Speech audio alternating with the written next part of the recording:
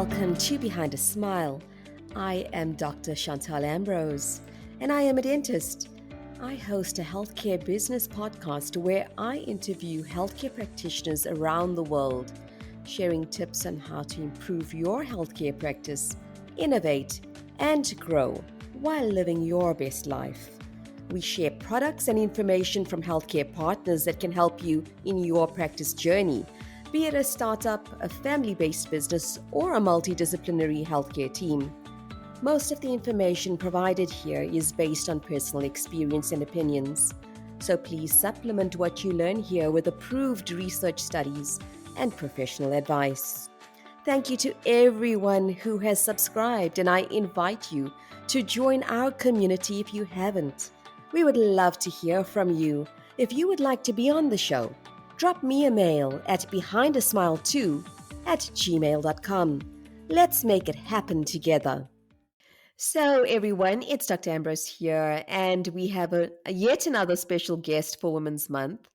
I have Tebatso Mutibi, and if anyone knows Tebatso, she is an absolute fireball. She looks amazeballs today. I'm feeling rather underdressed, I'm saying.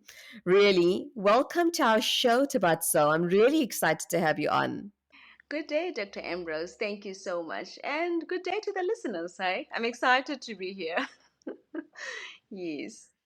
Yeah, listen, I must say that like I said, I get lucky in that the people that are on the show are just tremendous, and you are one of those people that have really been excited to have on. Um, for me, I think that your background in dental assisting is one of those things that it's almost the fabric of any successful dental practice, and I haven't been able to find somebody that is able to talk about a little bit about their dental assisting background, how they've progressed their journey. And I'm really excited to have you on because, like I said, I will always believe that dental assisting is really the fabric of dentistry. What makes us look great as practitioners and as practices. And I really would love to showcase the amount of um, contribution people make to the bigger whole.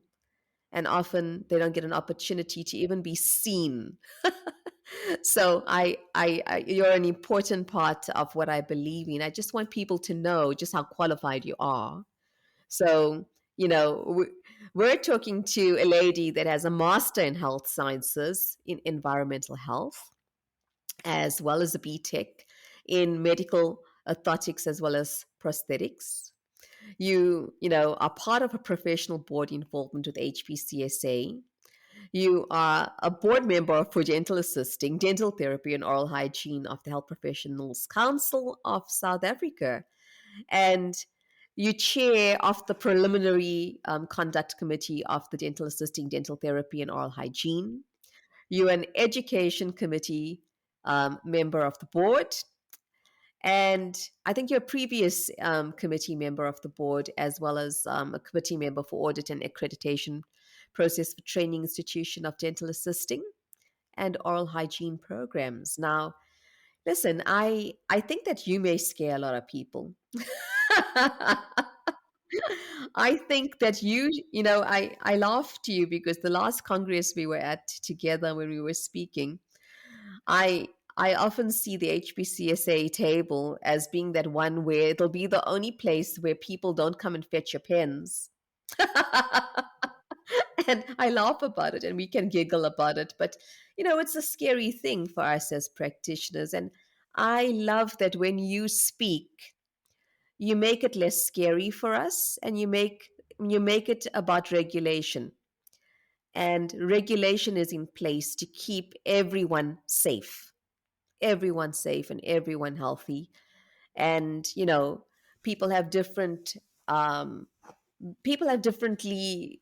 different, I suppose, perspectives of how to manage that and how to incorporate that in life. And so I'm excited to really go through how you got there. So can you tell us a little bit about your journey? Yes, good day, listeners, once again. She makes it sound so, yeah, I can't even get to the word. But yeah, thank you for that. It sounds like a compliment. But when I think about it, it's just my work, and I love my work. To be honest, it started back, should I say, primary school?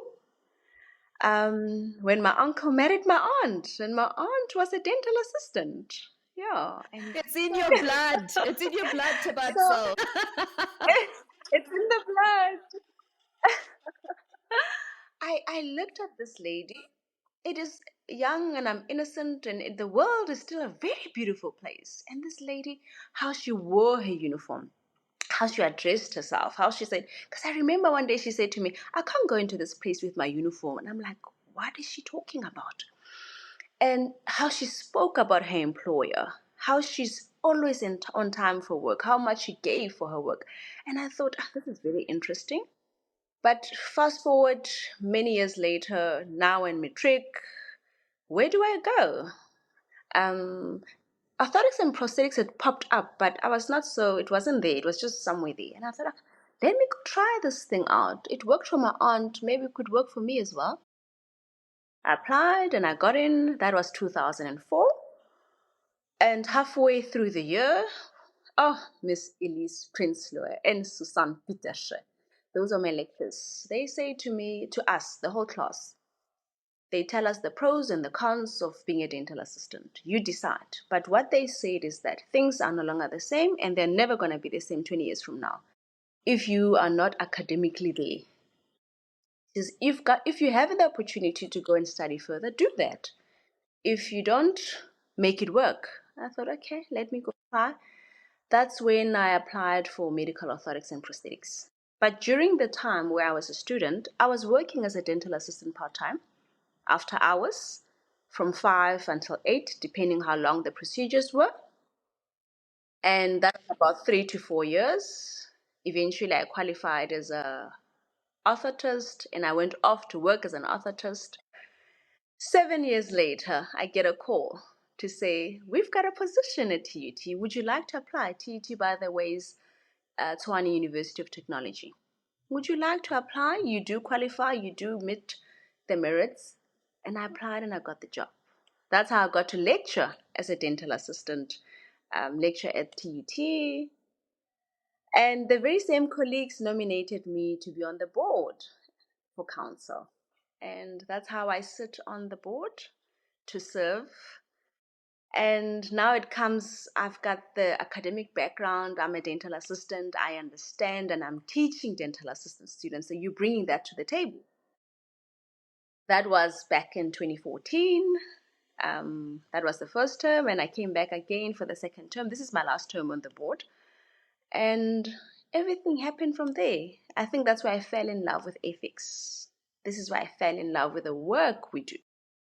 And I also got to understand that why people have certain challenges. You read a document, it's in English, but it sounds Greek. You don't know how to interpret it, but the lawyers can interpret it, the advocates can interpret it, it's their language. For any other person on the street or any other professional, it's like, "Ah, are they trying to trick me?" So, what I've been trying to do for the past 10 years is to say, read the document and explain it in a nicer way, in a way that it doesn't sound like the police is at your door, where it doesn't sound like, who are these people? So, yeah, basically, that's where it's, and that's where I find myself. And also through that, that's what also encouraged me to go do my master's. And yes, my master's is in environmental health. And the reason for that is that I needed to find a topic that will link what I do as a dental assistant or what I teach as a dental assistant to the environment. So that's how I got into environmental health. And the research that I did in my master's was healthcare waste in dental practices. So, yeah, I think I explained that the short way in 8 minutes. Yes. Well, I think that you explain things with, I don't know, there's real simplicity. Now, of course, I'm fighting the flu here, guys. So you have to just push through, push through, push through.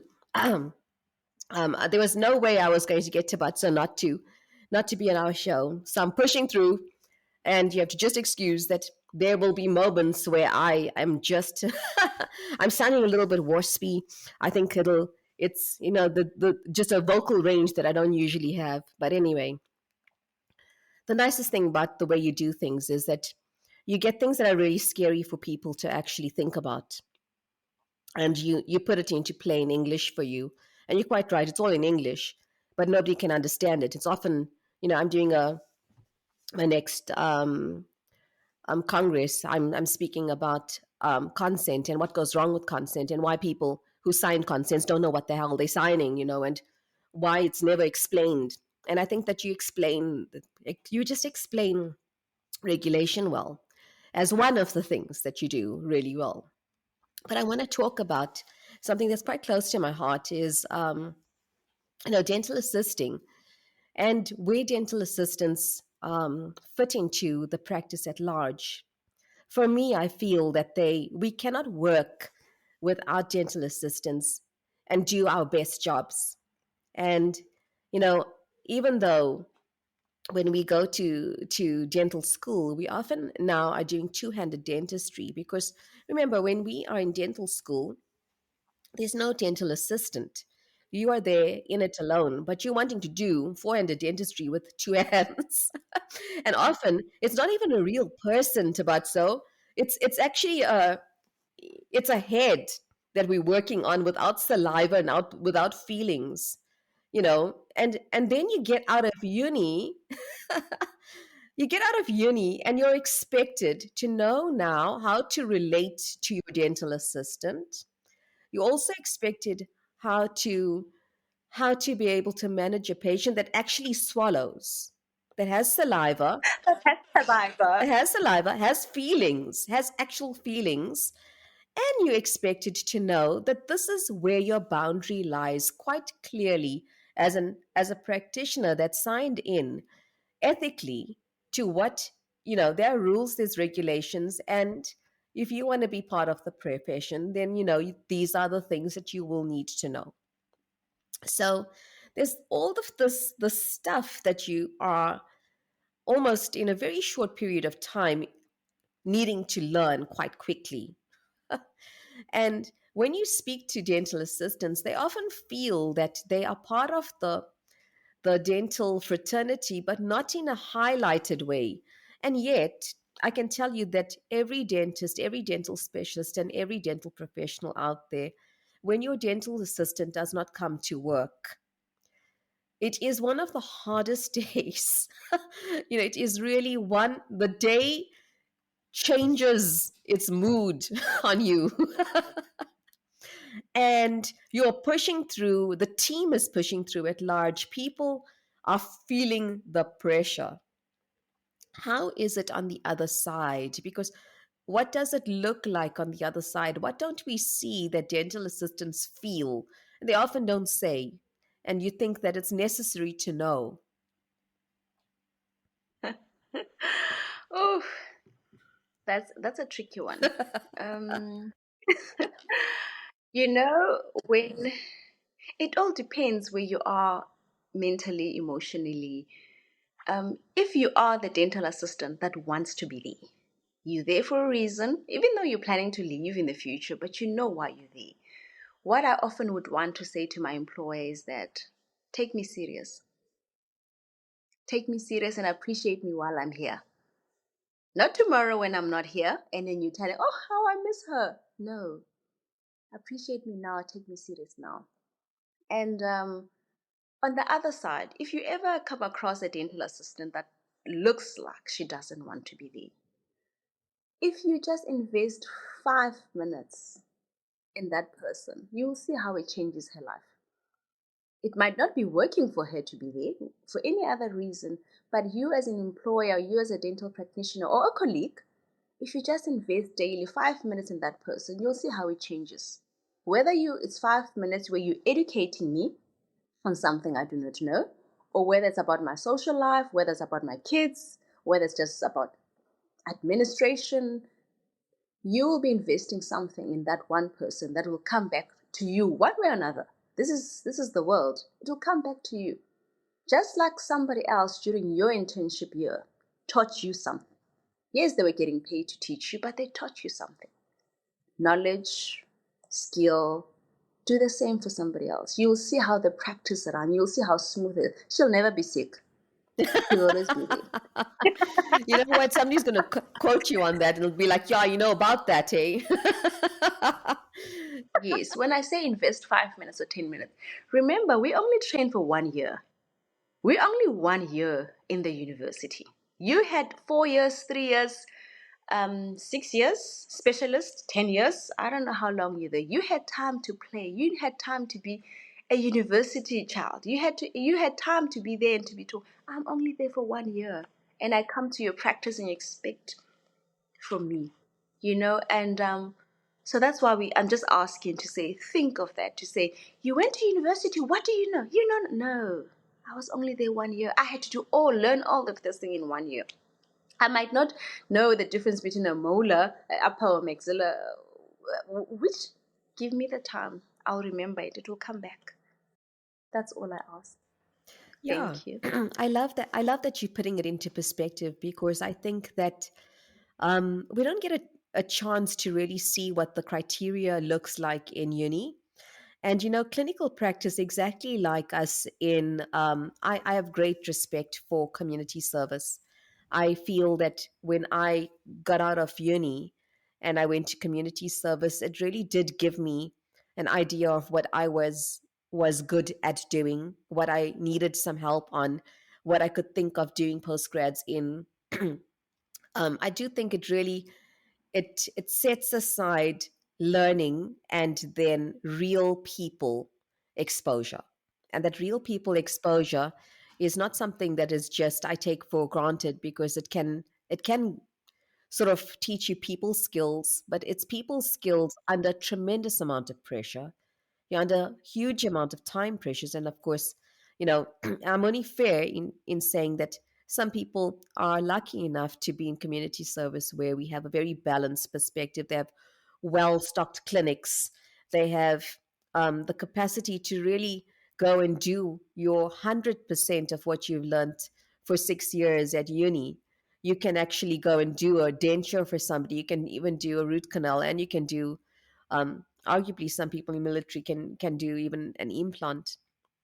But for the most part, you're working against clinics that are have a very high demand, and you just do not have a clinic that has enough of anything. Not enough assistance, not enough people on board, and not enough equipment. Sometimes the equipment fails you. So there's a lot of pressures that come up. But I still have a great respect for our community service, because what it does is it bridges the gap. And there's a huge gap. And so when I went into practice, and we were hiring now your assistants and you're hiring your staff, you're not expecting that they too have the gap. You see? Yeah. And because we are now, you're working on people that are paying you for their services. And you're thinking to yourself, this is not a learning ground.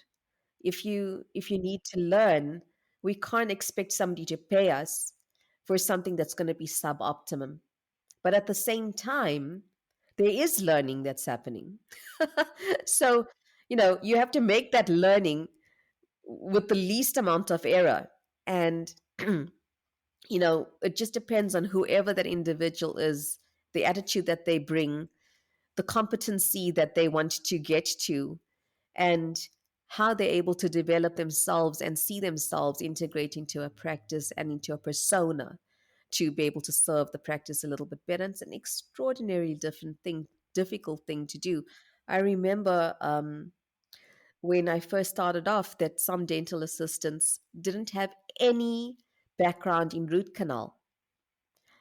And, now to set up for a root canal as a dental assistant is quite an intense thing, especially when you have no background in it, and you're thinking, shucks, I run the practice mainly on on root canal. I need you to be my eyes and my ears for these root canals, because I'm just trying to do the actual clinical work, but I need that person to know that, listen, those are the files and that's what I'm needing on that tray. And oh, doctor, you forgot this, so do you need that? And you know but it is definitely a game that means that you have to start somewhere and you have to cohesively want to build each other. So I love what you say, that when you give someone an opportunity to do it and they show up, then I think that there's that collaboration. You start somewhere, you just start somewhere, and you keep on building. So I really appreciate that. Now, let's talk about your scary part of your life, which is HPCSA and the role that you're in there. Tell us a little Yes. bit about it. Currently on the board, I sit on the board, discuss board matters. It could be anything from another training institution wanting to open a new division. Maybe they want to offer oral hygiene. How that process would go, how it gets approval, but that's the easy stuff for me.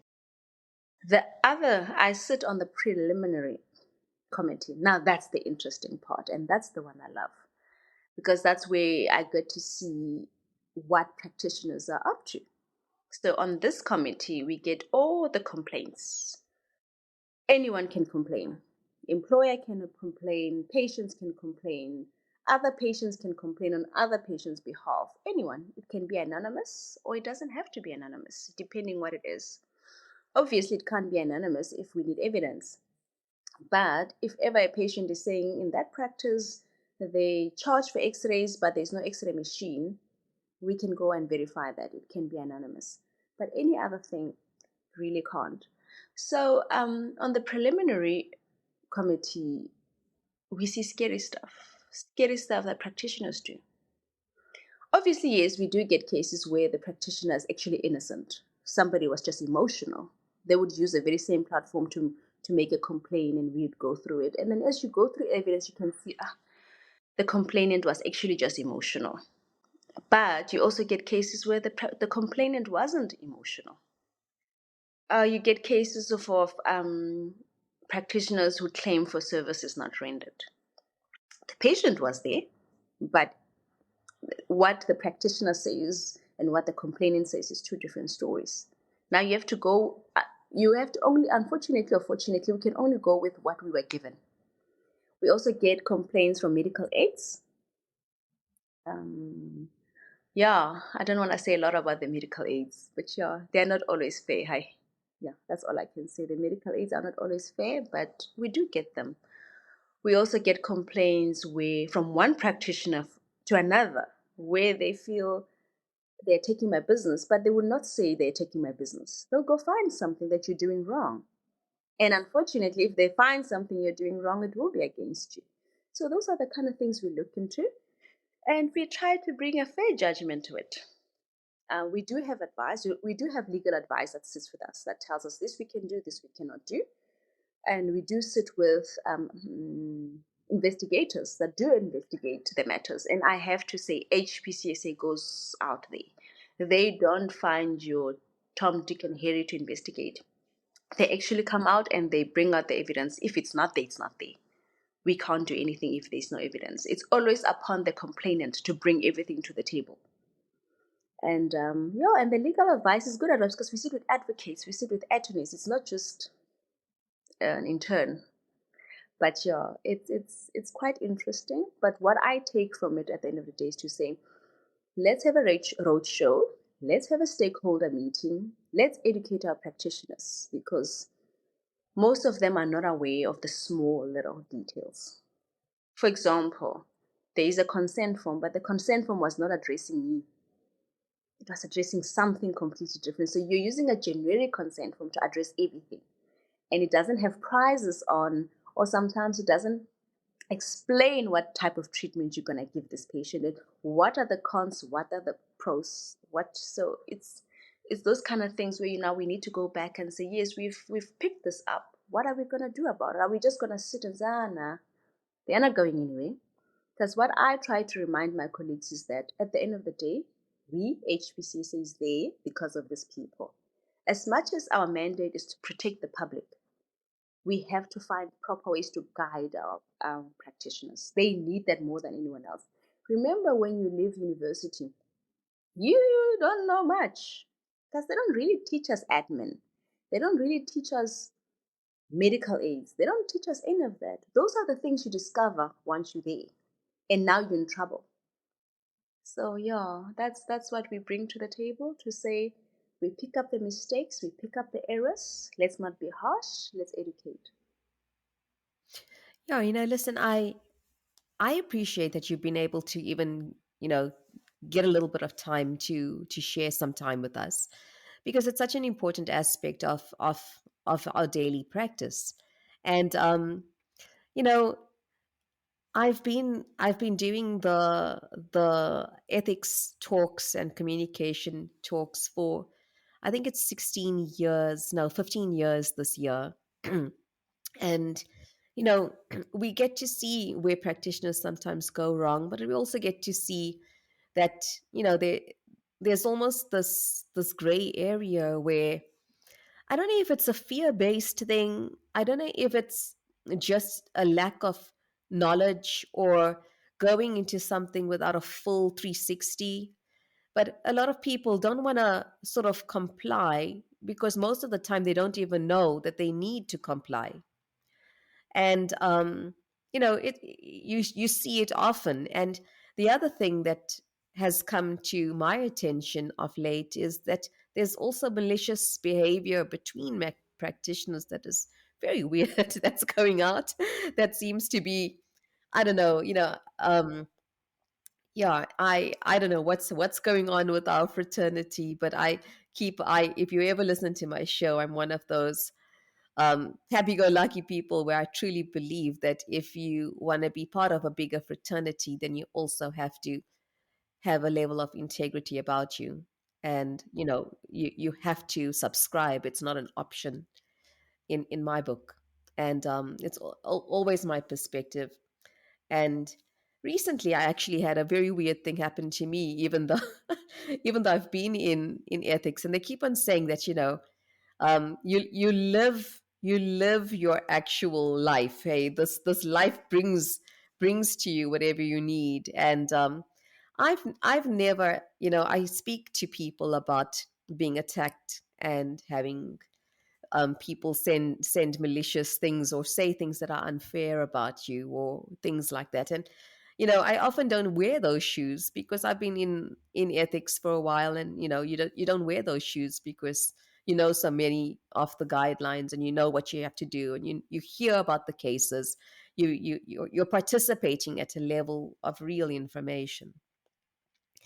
And I had somebody that was involved, that is very involved in the fraternity of large, of knowing what's the right thing to do, and then spurring someone else not to do the right thing is a very weird thing to me. And I for the first time truly understood that this is bigger than just a single sentence, that people's behavior and level of integrity cannot be spurred on by just fear, by just entertainment. Because in my instance, and this particular instance, it was just entertainment. Somebody just thought it was entertaining to sort of defame an image of me.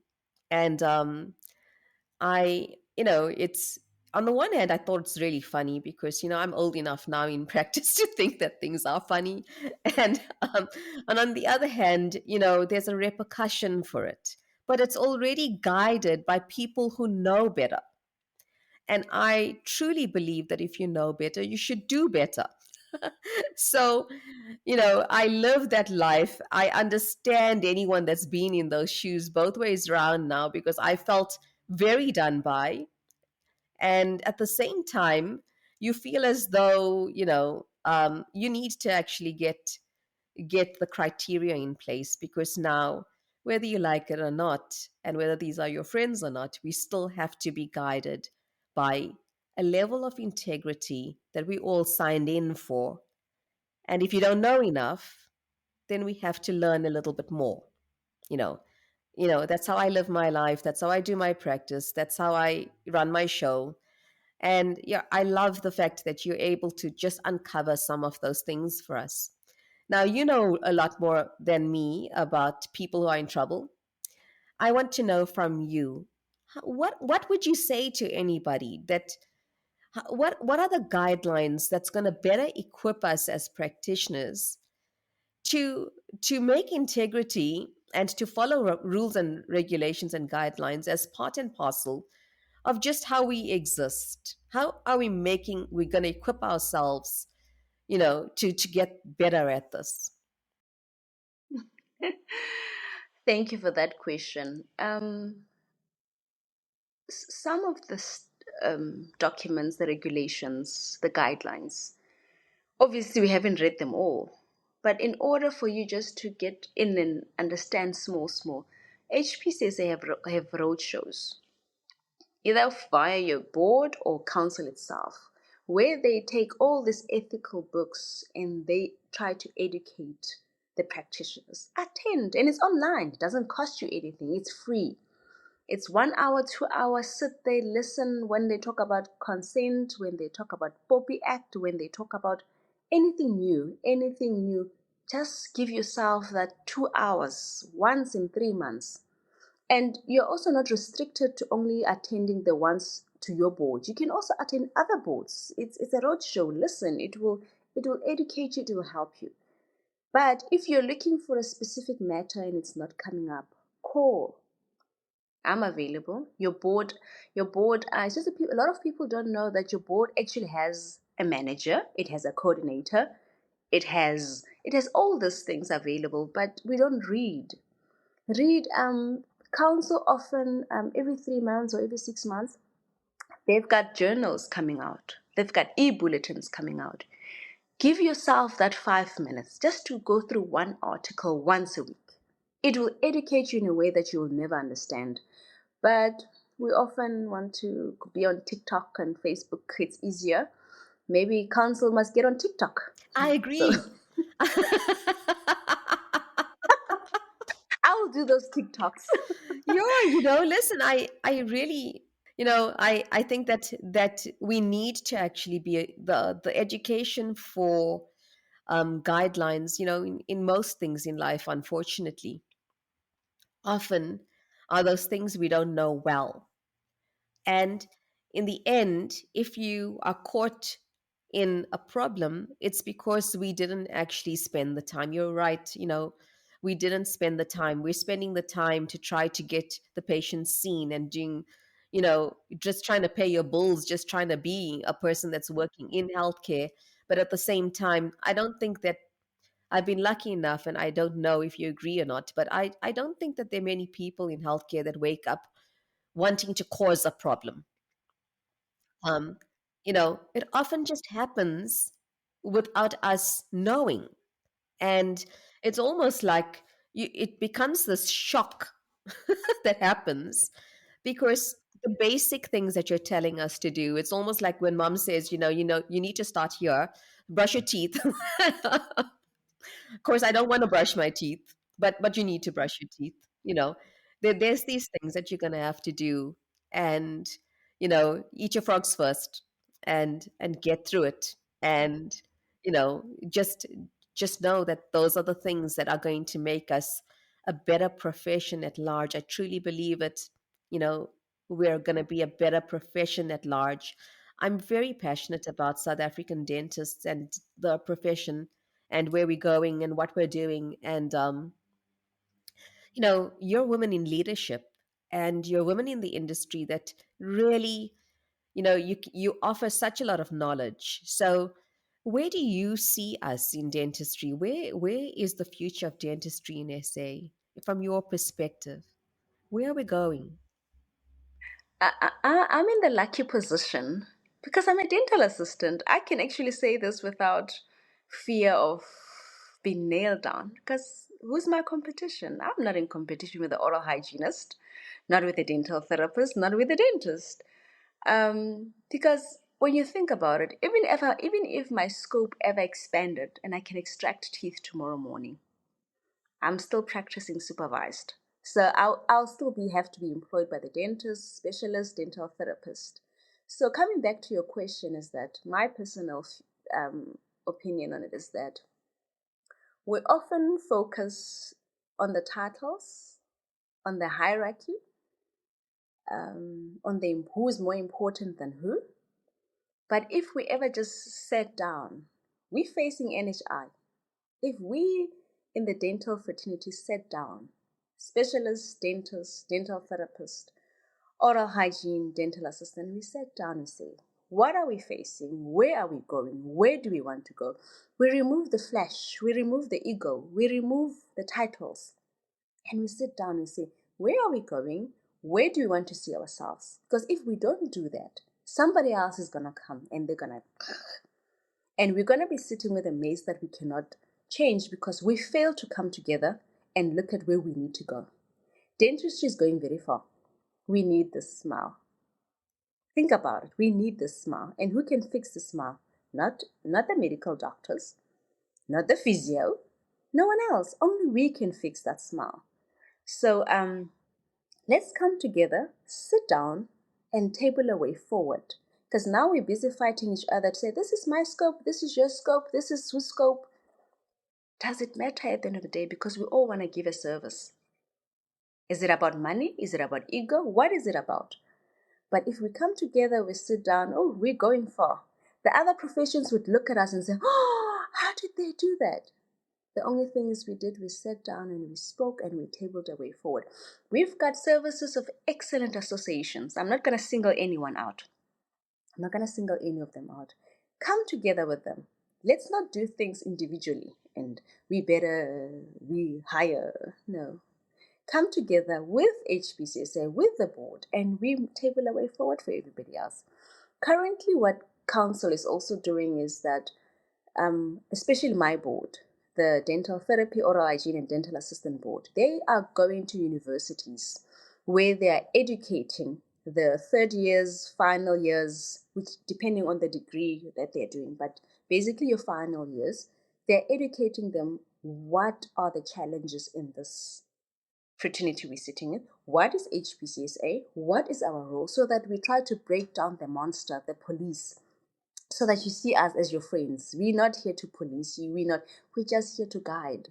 So let's take that whole concept and implement it everywhere else. And wow, we can all live peacefully together. This pie is big enough, eh? It's just we don't see it. Yeah, yeah. Listen, it's such powerful words. I don't think that you truly understand how powerful that is, because I think that we have a lot of potential in SA, and wherever I go in the world, I always come back knowing that. I love what everyone's doing as an international community. And I think that if we are to really look at our future, we are in control of what we're able to do here, and it is magnificent. We do have the skill set. We have very interested and amazing people on board, and I think that for me, I've always been very positive about the future of SA. And it's hard knocks where we at. Post COVID, I we saw some of the best practices going through some of the most difficult times, and um, many closed. Many people had to redefine with their boundaries. Many people had to go into doing things that they never even thought that they would need to do in practice. Some people had to go and get loans to restart again. You know, things things went really awry during those years. And the recovery phase where we're at right now, we're seeing the pressure because of economic stress. But as a as an actual fraternity, I do think that the positives really outweigh the negatives if we're able to come together. Yeah. Now, now you're also a mum, and you have many other talents in life. And this is Women's Month, and we are celebrating people like you, are keeping the industry in check and going, and positive, and explaining to us the things that we really need to have people explain to us. Um, You're that advocate to us. So tell me, how are you keeping your balance? How do you keep so positive and look this good all the time? Ah, I don't even need the gym. I got three kids, eh? Bragging will So get you yeah. everywhere. No, no, no. You juggle until you realize ask for help. I've come to learn when it's too much, ask for help. And it helps because at the end of the day, being a mom, being a wife, working, it gets to you. And then once in a while, you need to fly out of town because you need to attend something for council, also for your own things. You're not gonna cope. So I've learned to ask for help when I can't. I've learned to speak about what's in my heart, not to keep everything bottled in. I've learned to trust in the process and not wish my life somewhere else. I am here now. I'm doing life here now. Let's do life now. So yeah, that's basically how I do it, and you go on. Now and then you take a panado and you go to bed. Yeah. I I love it. Well, thank you for taking the time to be with us today. And like I said, I really am I'm a super fan. I am a super fan. And I think you're doing an amazing job. You must just keep on going and keep on, inspiring our healthcare to move in the right direction. We need more people that are able to do that bravely and courageously, and um not just looking at our egos and our bottom lines, beyond that, because really, healthcare is that vocation as well as that profession. So yeah, thank you for being that person to so many people. Keep on going. And yeah, thank you for being part of our women's special. It's really lovely and special to have you on. Thank you so much, and thank you for inviting me. One last thing I'd like to say to the dental assistant out there: don't stop, keep going. Do what you need to do with a smile while you're doing it. You'll get there. Thank you so much.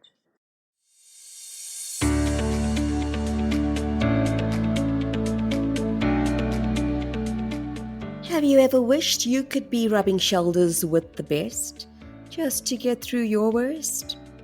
Never get the promotion and exceed the requirements. Join us to hear about strategies to build your brand, diversify your business, pursue your career passions with job crafting, and self care for healthcare practitioners. Hear about great products that can help you to get to where you always wanted to be. So remember, you are heard and you are seen, and on this platform, you are absolutely invited. Let's make it happen together.